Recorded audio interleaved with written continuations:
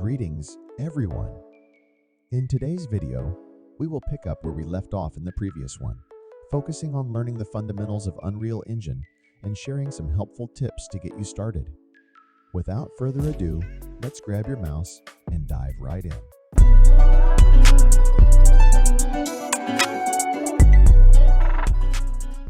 Alright, now if you look down, you'll find the Details section. This section is similar to the properties of the selected item, providing you with an overview of what you can do with it. For example, if you select the camera, you'll have access to all the camera features here. This allows you to adjust the settings to replicate a real camera, making it perfect for film work. If you've already shot something in the field with a specific camera and settings, you can recreate it here, getting as close as possible to the original. This level of customization applies to everything available in the software, including the sun, sky, and even lights. You can adjust parameters such as time zone, altitude, latitude, time of day, color, and intensity.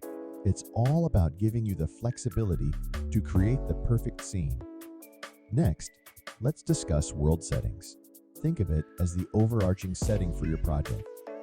If you're working on a film, you may not need to delve into the world settings much.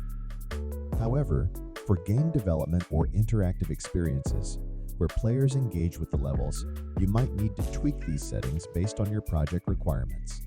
For instance, the Kill Z setting determines the point at which the player character will die if they fall off the level. There are other settings in the world settings that you can fine-tune to enhance the player's experience. Moving on to levels, this is where you manage all the levels you've created for your project. You can add and organize them here as your project progresses. When working on game design, different levels come into play as the character progresses, creating a seamless experience. In contrast, for commercial or cinematic work, you may not need to load levels dynamically.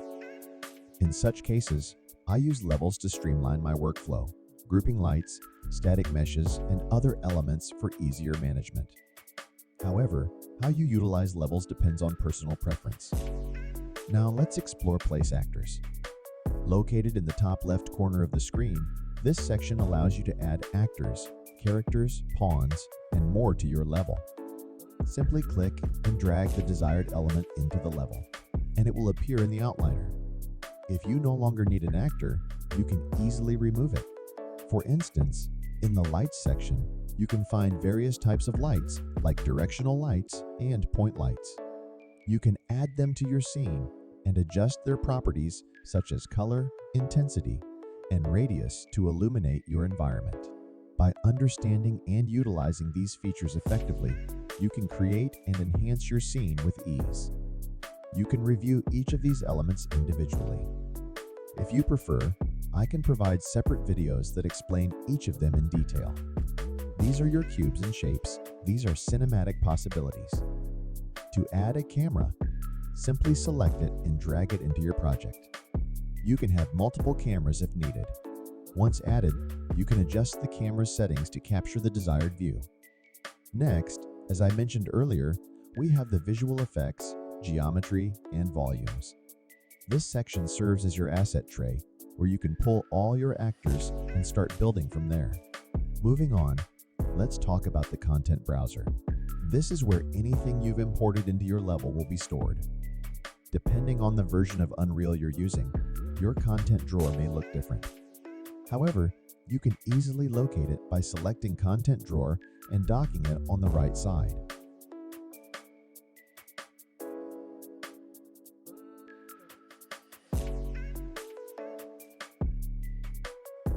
You can even tear it off and have it on a separate monitor to maximize your workflow. When you need to create materials or other elements for your level, simply right-click and choose the desired option.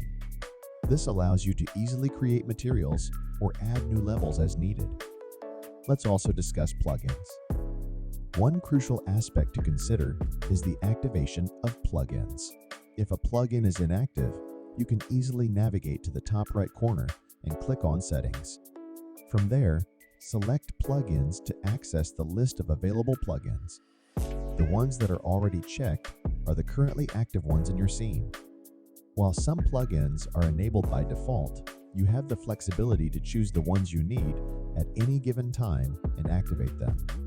Occasionally, certain plugins may require a restart. So remember to activate the plugin first, restart your engine, and then it will be active and ready for use. To avoid making this video too long, let's take a quick break and stretch our legs. We'll continue where we left off in the next video. If you enjoyed the video, please remember to like and subscribe for future content. Thank you, and I look forward to seeing you soon.